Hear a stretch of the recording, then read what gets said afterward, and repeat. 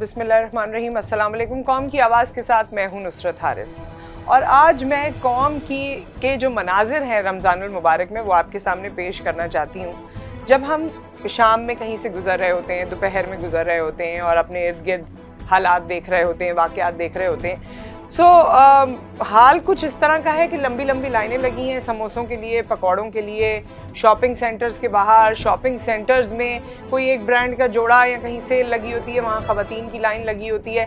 जैसे समोसे, पकौड़े और इस तरह की चीज़ों की मैंने बात की, जो इफ्तार का सामान है उसमें मर्द हजरात की लाइन लगी होती है। बच्चों को भी हम देखते हैं कि वो अपने माँ बाप के साथ कहीं ना कहीं मौजूद होते हैं। ये सारा मंजर वैसे तो बड़ा खुश आइंद है, लेकिन अगर हम इसमें उस बीमारी के बारे में सोचें जिसे हम कोविड कहते हैं और उस तनाजुर में इसको जांचने की और भांपने की कोशिश करें, तो ये एक बहुत तकलीफ दे मंजर है कि आज जो बीमारी हम सबके सर पर एक सांप बन के मंडला रही है, जो हमारी सांसों को हमसे छीन रही है, हमारे अपनों को हमसे छीन रही है, आज उस बीमारी से हम डर नहीं रहे हैं।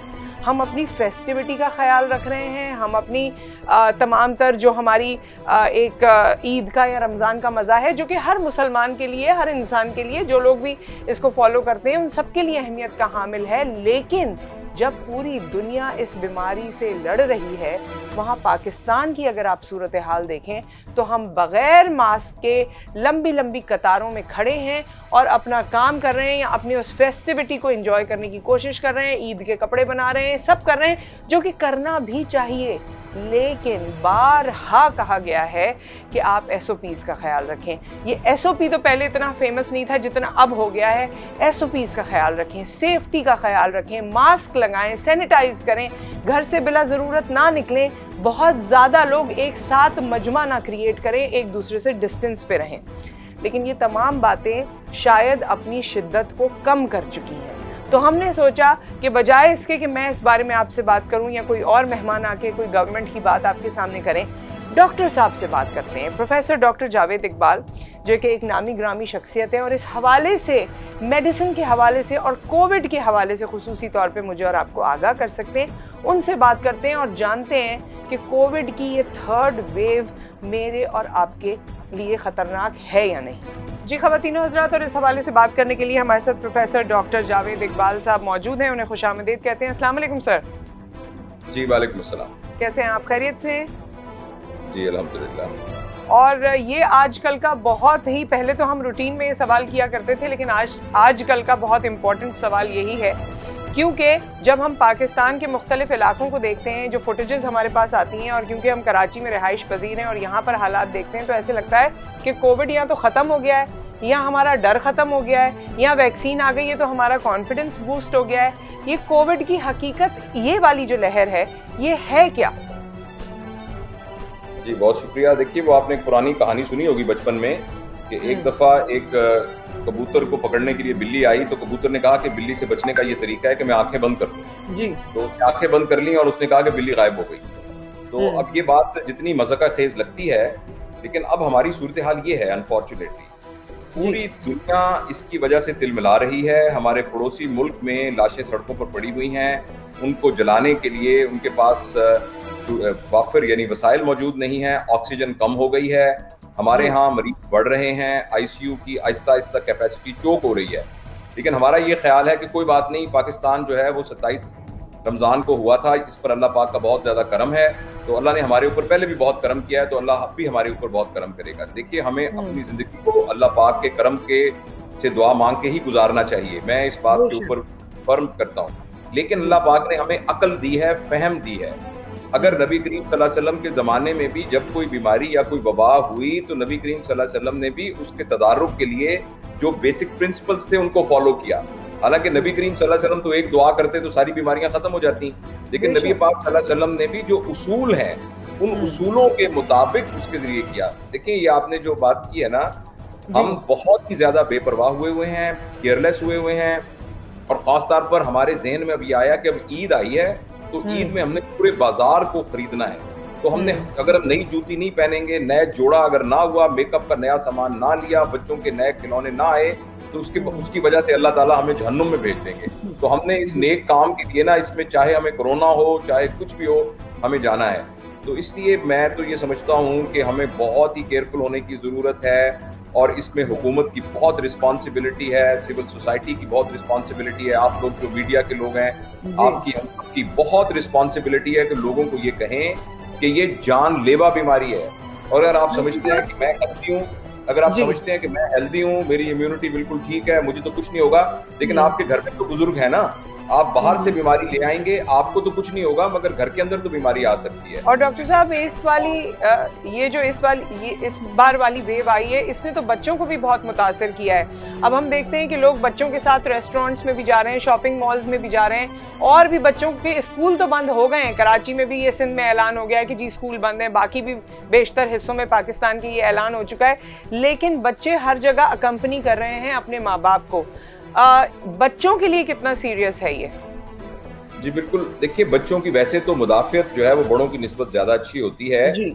और हमारा ये ख्याल था कि बच्चे इसमें इन्वॉल्व नहीं होते, लेकिन ये जैसे आपने सही कहा है, जो थर्ड वेव आई है इसमें बच्चे भी आना शुरू हो गए हैं। वो बच्चों के अंदर मॉर्टेलिटी यानी उनका खुदा ना खास्ता यानी मौत जो है उसके इम्कानात एडल्ट की निस्बत कम होते हैं, लेकिन ये एक बिल्कुल नई चीज़ देखी गई है कि थर्ड लेयर के अंदर बहुत से बच्चे भी आए हैं, और जब ये बीमारी बहुत फैल जाती है तो फिर बच्चों में भी उसकी मॉर्टेलिटी होना शुरू हो जाती है। और दूसरी, इस थर्ड लेयर के अंदर जो चीज़ मुख्तलिफ नजर आई है पहली वेव की निस्बत, कि जो लोग हॉस्पिटल में आ रहे हैं, पहली वेव में बहुत सारे लोग अर्ली सिम्टम्स के साथ आते थे, जिनको बुखार था, खांसी थी, जोड़ों बस हड्डियों में दर्द होता था। अब जो आ रहे हैं वो कॉम्प्लिकेशंस के साथ आ रहे हैं, जिनका सांस रुक रहा है, और जिस बंदे का सांस रुकना शुरू हो जाए और ये ऑक्सीजन की जरूरत पड़नी शुरू हो जाए, तो उसका मतलब है वो सीरियसनेस के पाथ के ऊपर चलना शुरू हो जाता है। सही, ये बिल्कुल उस वक्त आ रहे हैं जब उनकी जिंदगी को खतरा लाहक हो चुका है। जी बिल्कुल सही है। अच्छा डॉक्टर साहब, ये जिस तरह प्राइम मिनिस्टर साहब ने भी कहा कि अगर हमने एहतियात नहीं की तो हमारी हालत भी, अल्लाह ना करे, लेकिन इंडिया जैसी हो सकती है, आप अपने मुशाहिदे की बिना पर क्या समझते हैं? ऐसे हालात हम पैदा कर रहे हैं अपने लिए? ये देखिए, ये तो नविश्ता दीवार है। अब एक शख्स जो है उसकी आंखों में पट्टी बंधी हुई है और सामने गड़ा है, और वो एक कदम आगे बढ़ता जा रहा है, तो जो दूर से खड़ा हुआ देख कह सकता है कि ये 15 कदम के बाद गड्ढे में गिर जाएगा। ये तो है, यानी इसके लिए कोई रॉकेट साइंस की तो जरूरत नहीं है। जब हम एहतियात नहीं कर रहे, किसी किस्म की प्रिवेंटिव नहीं कर रहे, और रोज के रोज ग्राफ बढ़ रहे हैं, तो इसके लिए हमें कौन सा कोई फाल निकालनी पड़ेगी, या हमें किसी नजूमी से पता करना पड़ेगा कि हमारे साथ क्या होगा। अच्छा डॉक्टर साहब, ये थर्ड वेव जैसे आपने खुद भी कहा, ये थर्ड वेव कैसे डेंजरस है? जब ये आई थी तो लोगों का कहना था कि जी ये ब्रिटिश वाली है, यानी ये यूके से आई है। कुछ लोग जिनकी फैमिलीज में, दोस्तों में कोविड पहले हुआ था फर्स्ट वेव में, उनमें ये कॉन्फिडेंस आ गया कि हाँ जी हमने दवाएं खा ली थी, क्वारंटाइन कर लिया था, हॉस्पिटल पहुंच गए थे, वापस आ गए थे, ठीक हो गए थे।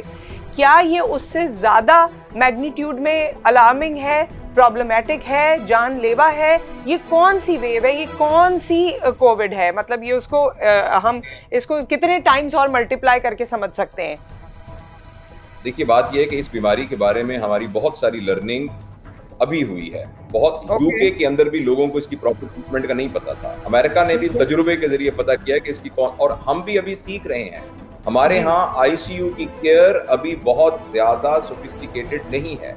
हमारे दोस्त जो आईसीयू के इंचार्ज हैं वो सीख रहे हैं, तजुर्बे के साथ सीख रहे हैं। इस थर्ड वेव जो है ना, मुझे ऐसा लगता है कि जरूरी नहीं है कि ये वही वाला कोविड हो जो कि फर्स्ट लेयर में आया था, जब फर्स्ट यानी लहर के अंदर आया था।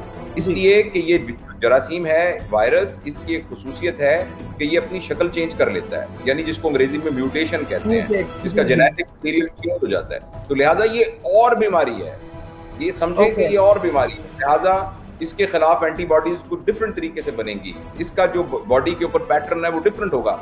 तो इसमें आप हम जितनी मर्जी बातें कर लें, जितने ऐलानात कर लें, जब तक हम एहतियात नहीं करेंगे, दुनिया की कोई हुकूमत इसके खिलाफ मुकाबला नहीं कर सकती। अमेरिका की कितनी बड़ी इकोनॉमी होगी और कितने बड़े रिसोर्सेज होंगे, वो कोलैप्स हो गया। यूके कोलैप्स हो गया, इटली कोलैप्स हो गया। हमारा पड़ोसी मुल्क हमसे 8 गुना ज्यादा इकोनॉमी है, बल्कि उससे भी ज्यादा होगी, लेकिन आप देखिए उनके पास ऑक्सीजन नहीं है मरीजों को देने के लिए। तो हम किस बलबूते के ऊपर ऐसे इतरा रहे हैं? डॉक्टर साहब, जिन लोगों ने वैक्सीन करवा ली है या करवा रहे हैं, उनको भी एहतियात की जरूरत है, या वो इस मर्ज से और इस बीमारी के खतरे से निमट चुके हैं, दूर हो चुके हैं?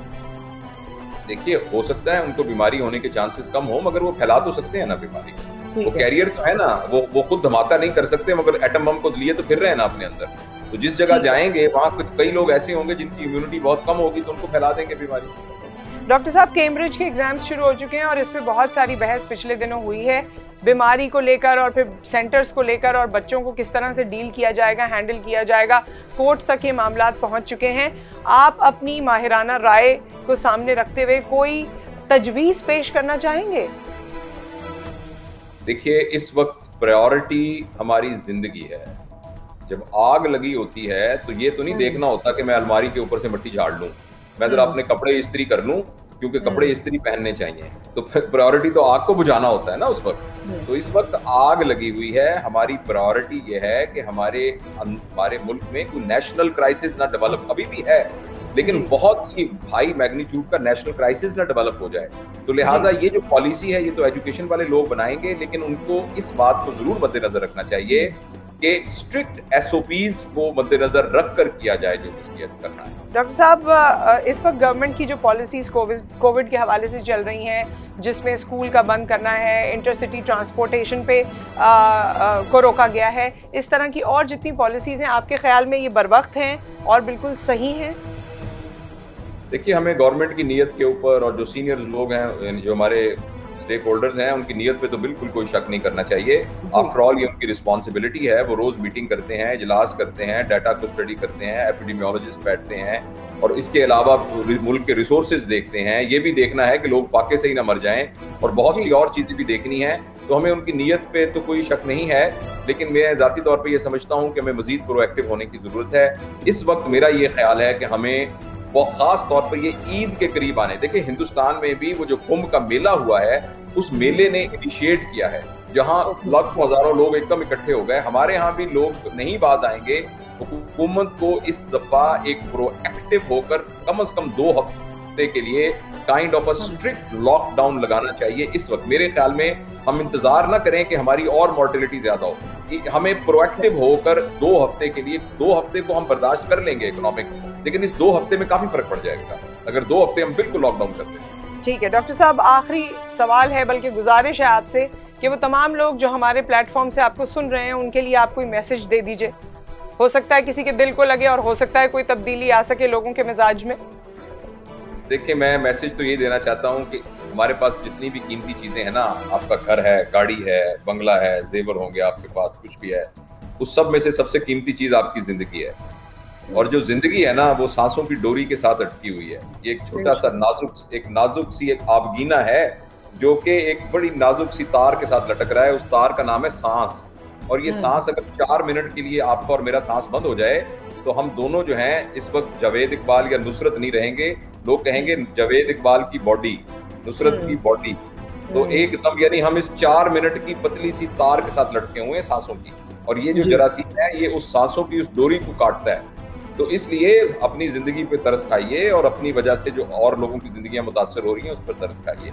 तो हमें जिंदगी को, हमने कब जाना है ये अल्लाह को पता है। इसके लिए बीमार होना जरूरी नहीं है, कोविड के बगैर भी हम जा सकते हैं, इसमें तो कोई शक नहीं है। लेकिन ये बात कि हम इस सिलसिले में एहतियाती नहीं करेंगे, ये बहुत ही अहमकाना बात है। सही। डॉक्टर साहब, बहुत बहुत शुक्रिया आपके वक्त का और इस तमाम इन्फॉर्मेशन का। होपफुली आपसे फिर राब्ता करेंगे और होपफुली हालात कुछ बेहतर हो सकेंगे। जी इंशाल्लाह, जीती रहें आप। बहुत जी ख़वातीनो हज़रात, ये थे प्रोफेसर डॉक्टर जावेद इकबाल, जिन्होंने आपके सामने हक़ाइक़ रखे। हम सब बाशऊर हैं, हम सब एक आज़ाद मुल्क में रहते हैं, हम सबको बता दिया गया है कि क्या सही है क्या गलत है। हुकूमत अपनी रिस्पॉन्सिबिलिटी पूरी करने की कोशिश कर रही है, और मेडिसिन से मुंसलिक जो लोग हैं वो अपनी रिस्पॉन्सिबिलिटी के तहत मुझे और आपको इन्फॉर्म कर रहे हैं। अब ये मेरा और आपका डिसीजन है कि हम अपने लिए, अपने बच्चों के लिए, अपने वालिदैन के लिए और अपने गिरदोनवा के लिए क्या किसी मुसीबत का बाइस बने या फिर आसानी का बाइस बने। इस वक्त जो हमें करना चाहिए वो SOPs का ख्याल रखना है, और जिस तरीके से अगर लॉकडाउन हुकूमत कहती है या हुकूमत की तरफ से कोई और आलामिया जारी होता है, उसका ख्याल रखने की, उसकी पाबंदी रखने की जिम्मेदारी मेरी और आपकी है। इसके साथ ही नुसरत हारिस एंड टीम को इजाज़त दीजिए। अपना ख्याल रखिए, बहुत ख्याल रखिए, SOPs को ज़रूर फॉलो कीजिए। फिर मुलाकात करेंगे। अल्लाह हाफ़िज़।